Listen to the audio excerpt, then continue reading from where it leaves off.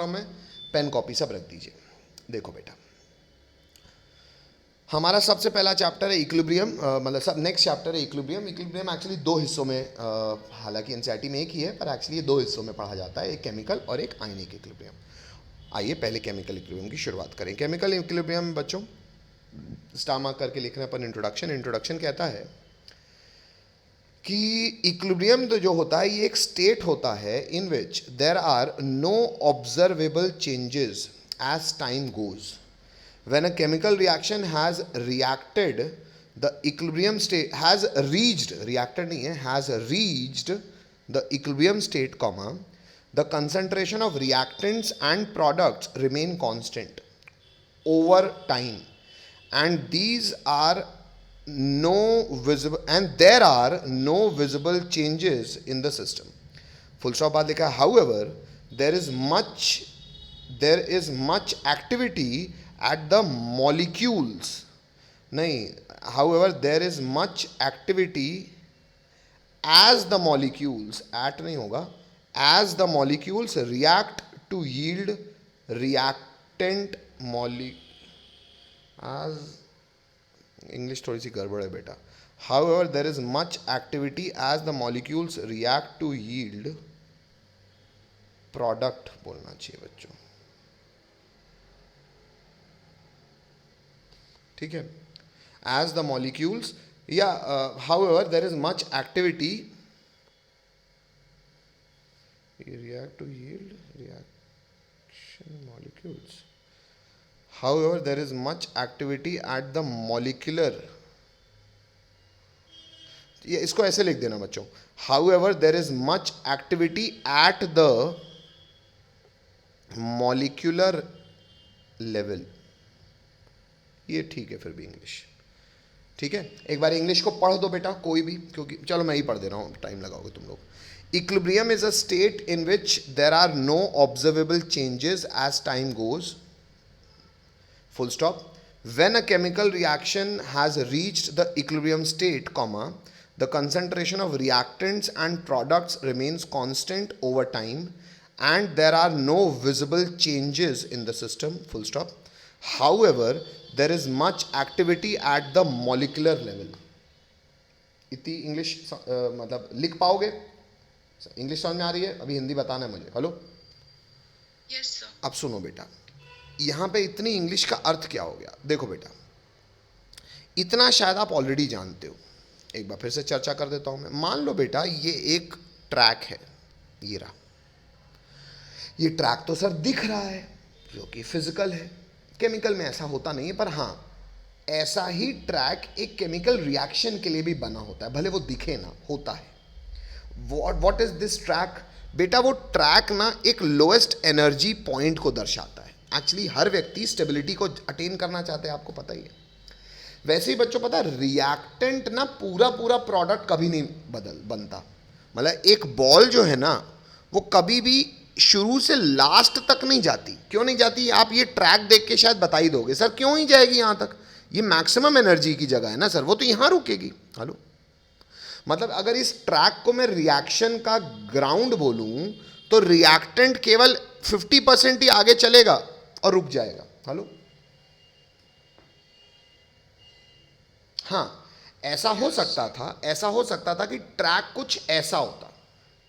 अब अगर आप बॉल यहां रखते तो बॉल लगभग कहां तक प्रोडक्ट में तब्दील हो जाती, कितने प्रतिशत? मान के चलो, ये मान लो 90% के आसपास है, क्योंकि बॉल यहां आके रुकती। Hello, yes sir. तो मैं केवल आपको ये समझाने की कोशिश कर रहा हूं कि ये ट्रैक में तो आपको फिजिकली दिखेगा। एक्चुअली केमिकल रिएक्शन भी जब भी प्रोसीड करता है ना, मतलब रिएक्टेंट प्रोडक्ट बनने की ओर जाता है ना, तो वो ना पूरा का पूरा नहीं होता कभी भी।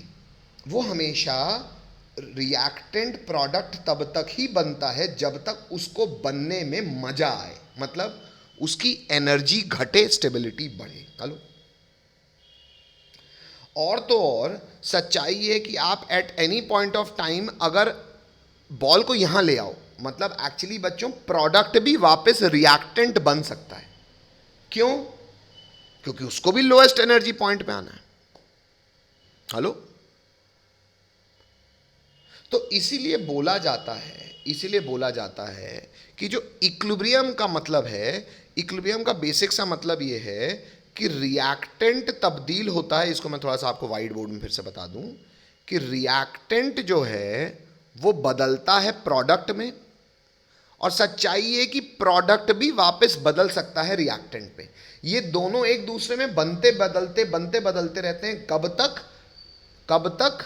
जब तक ये इक्विलिब्रियम में ना आ जाए। हेलो, हो सकता है इक्विलिब्रियम में ये रिएक्टेंट 50% प्रोडक्ट बना के आ पाए, हो सकता है रिएक्टेंट 90% प्रोडक्ट में तब्दील हो जाए तब रिएक्शन रुके, और हो सकता है शुरू में ही रुक जाए। मेरी बात समझ रहे हो ना? ट्रैक ऐसा भी हो सकता है ना कि 10% आगे बढ़ा और बॉल रुक गई, मतलब केवल 10% किसी रिएक्शन में रिएक्टेंट प्रोडक्ट में बदलेगा और रुक जाएगा, बस अब कंसंट्रेशन चेंज नहीं होगा। Hello,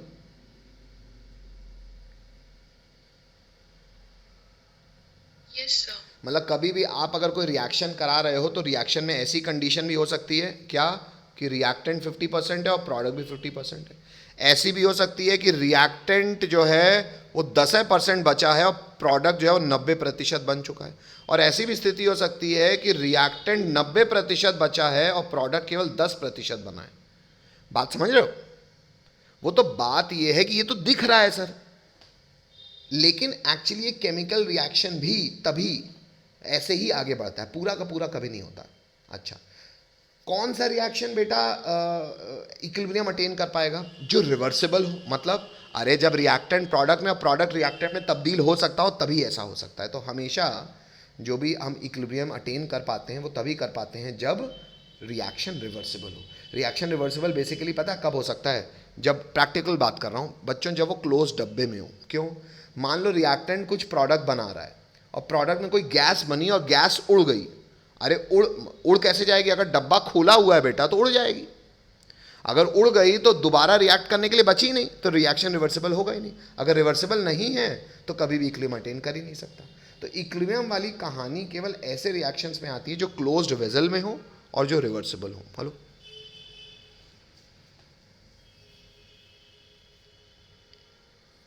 hello, Yes, sir. अच्छा, अब एक बात जो यहाँ पे इंग्लिश में की जा रही है उसका अर्थ ये समझिए कि मान लो बेटा, इक्विलिब्रियम को ऐसे समझो कि मान लो एक फिजिकल एग्जांपल देके आपको समझाता हूँ कि मान लो ये एक बर्तन में मैंने पानी डाला, ठीक है। ये पानी में मैंने डाल दिया NaCl सॉलिड, है ना, एक चम्मच इसमें नमक डाल दिया। हमें पता है ये सॉलिड पानी में जाके घुल जाएगा, NaCl एक्वस बन जाएगा। Hello, hello, Yes, sir. अच्छा, अब बच्चों एक्चुअली बच्चों इक्विलिब्रियम ना कोई भी रिएक्शन का होना ना टेम्परेचर पे बहुत डिपेंड करता है।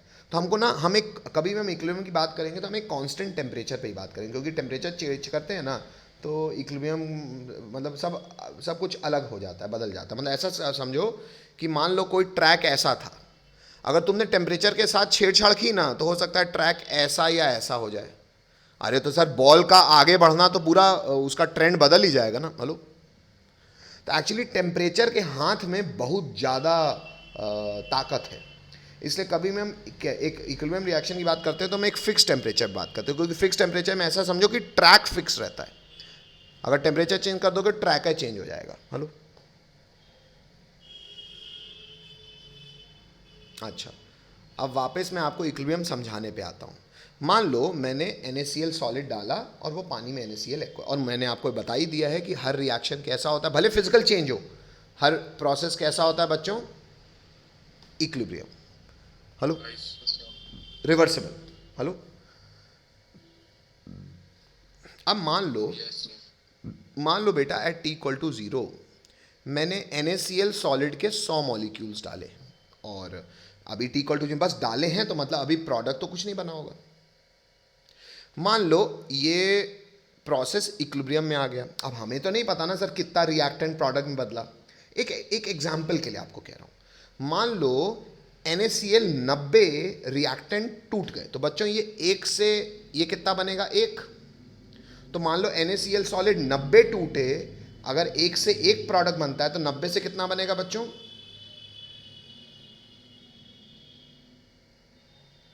90। और सर रिएक्टेंट मॉलिक्यूल अगर 90 टूट गए हैं तो बचे कितने? अरे यार 100 थे, 100 में से 90 टूट गए तो बचे कितने? ये बात समझ में आती? हेलो। Yes, sir. तो मतलब बच्चों 100 मॉलिक्यूल नमक एट टेम्परेचर T डालने के बाद जब भी वो सॉलिड नमक पानी में घुलेगा तो ये एक फिजिकल इक्विलिब्रियम को अटेन कर लेगा, जिसमें अब इस टेम्परेचर T पे NaCl सॉलिड कितने रहेंगे? 10 और NaCl एक्वस कितने रहेंगे? 90। एक सेकंड रुकिए। अच्छा, तो मतलब इक्विलिब्रियम आने के बाद एक एग्जांपल दे रहा हूं कि अब ये 10 रहेंगे और 90 रहेंगे। अब बच्चों अब ये कंसंट्रेशन चेंज नहीं होगा। मतलब इक्विलिब्रियम में क्या होता है? Concentration of reactant and product becomes constant. Equilibrium की पहली कंडीशन क्या हो गई बच्चों? कंसंट्रेशन एट इक्विलिब्रियम, इक्विलिब्रियम आने के बाद रिएक्टेंट और प्रोडक्ट का कंसंट्रेशन कुछ भी हो, भाई जैसे ये 90 है, ये 10 है, ये 90 है, हो सकता है ये 90 हो, ये 10 हो सकता है ये 50 हो, अरे तुम कुछ भी हो, वो टेम्परेचर T डिसाइड करेगा। तुम्हारा इक्विलिब्रियम कहाँ पे भी आना हो तुम डिसाइड कर लो। हाँ, जो आ जाएगा वो वैल्यू अब चेंज नहीं होगी, कांस्टेंट रहेगा। हेलो हेलो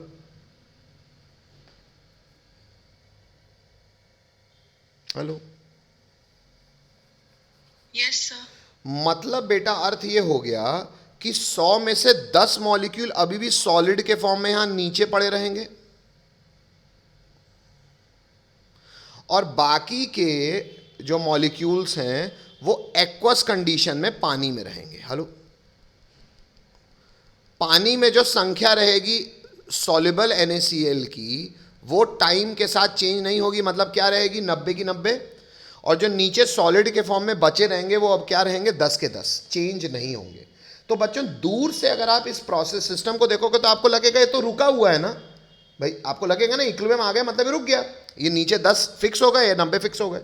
यहां पे मैं यही आपको समझा रहा हूं कि बच्चों इक्विलिब्रियम जब आ जाता है ना, इसका अर्थ ये नहीं है कि अब चीजें रुक गई हैं। इक्विलिब्रियम डायनेमिक नेचर का होता है। मतलब सर आप कह रहे हो ये अब 10 के 10 रहेंगे, वो 90 के 90 रहेंगे, ऐसा कैसे संभव है सर? तो मतलब रुका ना हुआ है।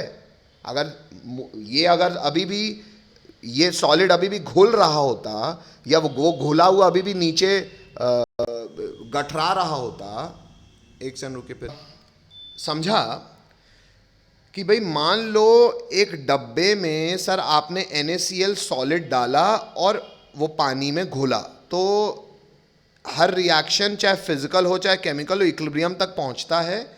इसका अर्थ ये है कि सर कुछ अमाउंट पानी में डिसॉल्व हो जाएगा। हेलो हेलो, पानी में डिसॉल्व हो गया और कुछ अमाउंट वैसा का वैसा सॉलिड के रूप में नीचे कलेक्ट हो गया। अब जब वो कलेक्ट हुआ, मैंने कहा कि लेट्स से इसका कंसंट्रेशन है 10 और इसका कंसंट्रेशन है 90। अब ये चेंज नहीं होगा, लेकिन फिर भी मैं ये कह रहा हूं कि अभी भी सॉलिड जो है वो एक्वस में कन्वर्ट हो रहा है और पैरेलली जो एक्वस वाले हैं वो सॉलिड में अभी भी कन्वर्ट हो रहे हैं। तो सर कंसंट्रेशन सेम कैसे है? कंसंट्रेशन सेम इसलिए क्योंकि जिस रेट से सॉलिड लिक्विड में कन्वर्ट हो रहा है, अगर मैं उसको कह रहा हूं रेट ऑफ फॉरवर्ड रिएक्शन, उसी रेट से लिक्विड वापस सॉलिड बना रहा है, यानी कि रेट ऑफ बैकवर्ड रिएक्शन। तो इक्विलिब्रियम में बच्चों भले कंसंट्रेशन कांस्टेंट रहती है, कंसंट्रेशन और कांस्टेंट इसलिए कहती है क्योंकि रेट ऑफ फॉरवर्ड रिएक्शन और रेट ऑफ बैकवर्ड रिएक्शन बराबर होता है। इसका अर्थ ये नहीं है कि रुके हुए हैं, अभी भी ये इसमें बदल रहे हैं और ये वापस इसमें बदल रहे हैं, बस दोनों का बदलने का रेट यानी कि वेलोसिटी बराबर है। अच्छा, ये ऑब्जर्व कैसे किया गया?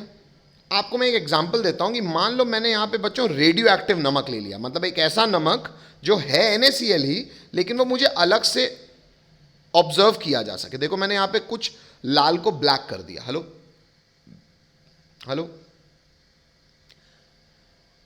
अभी भी अगर टेम्परेचर फिक्स है तो ये सॉलिड की कंसंट्रेशन कितनी रहेगी? अभी भी 10। घुले हुए की कंसंट्रेशन कितनी रहेगी? अभी भी 90। तो होगा पता है क्या? जैसे आप ये काला इंट्रोड्यूस कर दो यहां पे, कुछ काला यहां चला जाएगा और कुछ लाल यहाँ आ जाएगा, जो कि आप, लेकिन फिर भी ये 10 और ये 90 रहेगा, जो कि आपको ये समझाएगा कि इक्विलिब्रियम डायनामिक होता है। मतलब भले इनका कंसंट्रेशन कांस्टेंट है, पर इसका मतलब ये नहीं है कि अब रिएक्टेंट प्रोडक्ट में कन्वर्ट नहीं हो रहा है या प्रोडक्ट रिएक्टेंट में वापस कन्वर्ट नहीं हो रहा है। अभी भी जितने रेट से रिएक्टेंट प्रोडक्ट बना रहा है उसी रेट से प्रोडक्ट वापस रिएक्टेंट भी बना रहा है। Hello hello.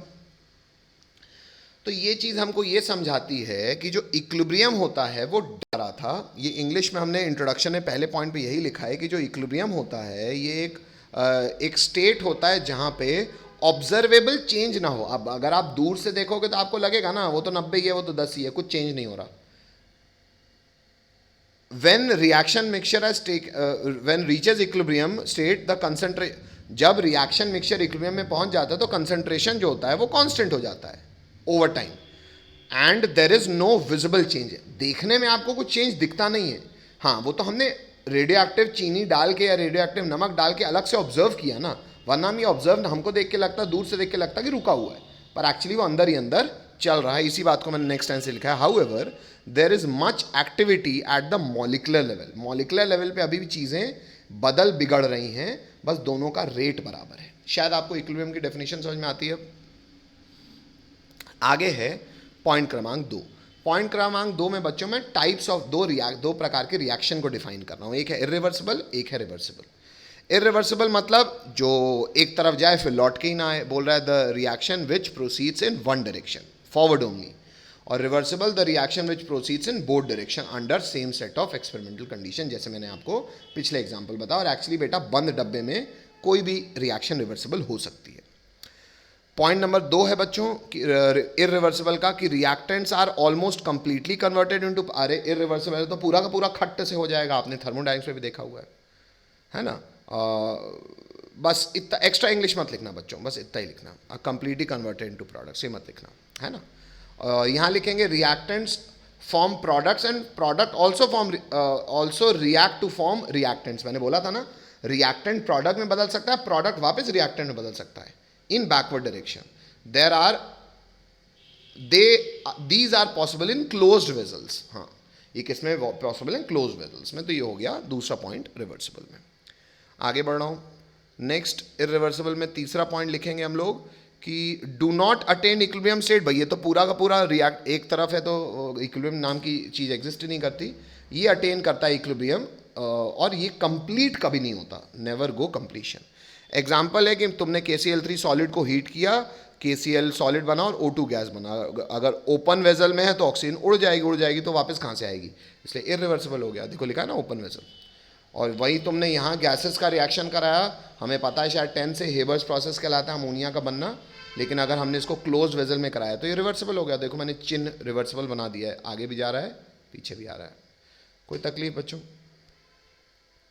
नेक्स्ट पॉइंट क्रमांक 3 है, कहता है equilibrium can be establish for both physical and chemical reaction. मैंने आपको बोला ही केमिकल रिएक्शन मैंने ऊपर दिखा दी और फिजिकल रिएक्शन से मैंने आपको समझाई शुरू की थी इक्विलिब्रियम की डेफिनेशन की। इक्विलिब्रियम किसी भी प्रकार के चेंज में हो सकता है, फिजिकल भी और केमिकल भी।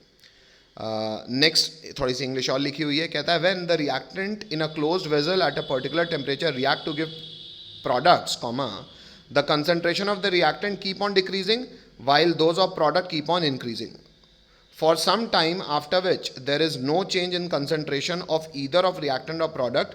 This stage of system is called is the dynamic equilibrium. Dynamic equilibrium पहले मैं इंग्लिश पूर से बोल देता हूँ, मैं हालांकि समझा चुका ही हूँ। मैं कह रहा हूँ भैया कभी भी रिएक्शन शुरू करते हो तो मैंने किया था ना T=0 में रिएक्टेंट बहुत होगा, प्रोडक्ट नहीं बना होगा। तो जैसे तुम रिएक्शन की शुरुआत करते हो तो बच्चों रिएक्टेंट का कंसंट्रेशन घटेगा। भाई मान लो ये 100 था, ये 0 था T=0 में।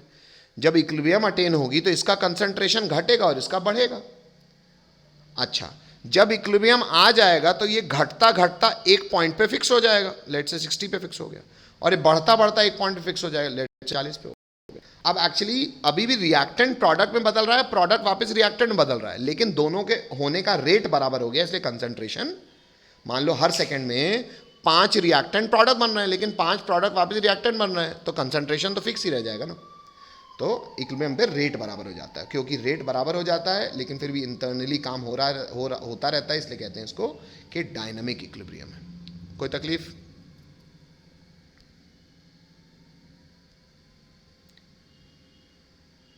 ये आप मत लिखिएगा बच्चों, नहीं चलो ठीक है, अच्छी इंग्लिश है, लेकिन एग्जाम्पल लिखने की ज़रूरत नहीं आपको। ये लिख सकते हो आप, क्या, rate of formation of product,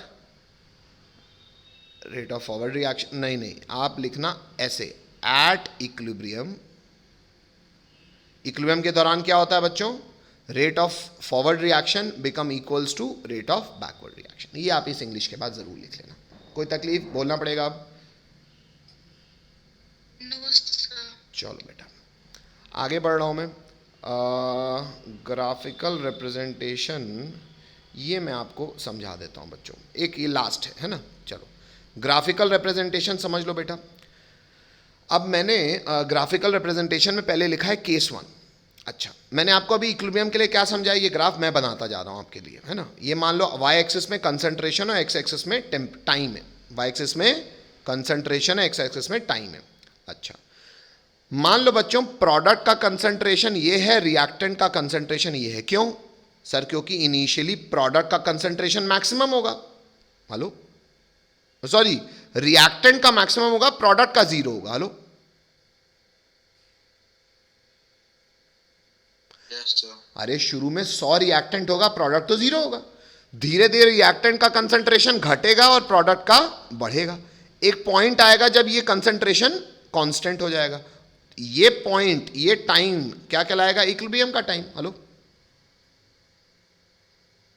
Yes, sir. तो Yes. क्या ये इक्विलिब्रियम को शो कर रहा है? हाँ कर रहा है, क्योंकि कंसंट्रेशन कांस्टेंट है। तो सर यहाँ पे बहुत सारे ग्राफ क्यों बनाए हुए हैं? अरे इसलिए कि हो सकता है इक्विलिब्रियम आने पे रिएक्टेंट ज्यादा हो। देखो रिएक्टेंट का कंसंट्रेशन ज्यादा है ना प्रोडक्ट से, हो सकता है ऐसा?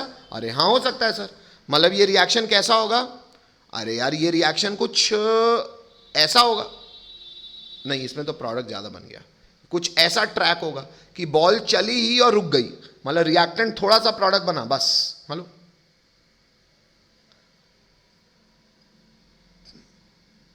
हेलो, अच्छा, अल्टीमेटली इक्विलिब्रियम आने पे कंसंट्रेशन कांस्टेंट होना चाहिए। इक्विलिब्रियम में ज्यादा कुछ भी हो, जैसे देखो केस 3 कह रहा है रिएक्टेंट घटा प्रोडक्ट बढ़ा, दोनों बराबर भी हो सकते हैं इक्विलिब्रियम में, हाँ हो सकते हैं। नीचे एक केस देख लो, रिएक्टेंट का कंसंट्रेशन घटना जरूरी है, प्रोडक्ट का बढ़ना जरूरी है। प्रोडक्ट का ज्यादा भी हो सकता है, रिएक्टेंट का कम भी हो सकता है, हाँ हो सकता है। बस कंसंट्रेशन कांस्टेंट जब होना चालू हो जाए वो टाइम इक्विलिब्रियम का टाइम कहलाता है। तो कंसंट्रेशन अगर वाई एक्सिस में प्लॉट कर रहे हो तो रिएक्टेंट का ज्यादा भी हो सकता है, कम भी हो सकता है, बराबर भी हो सकता है प्रोडक्ट से। लेकिन रेट क्या होगा बच्चों?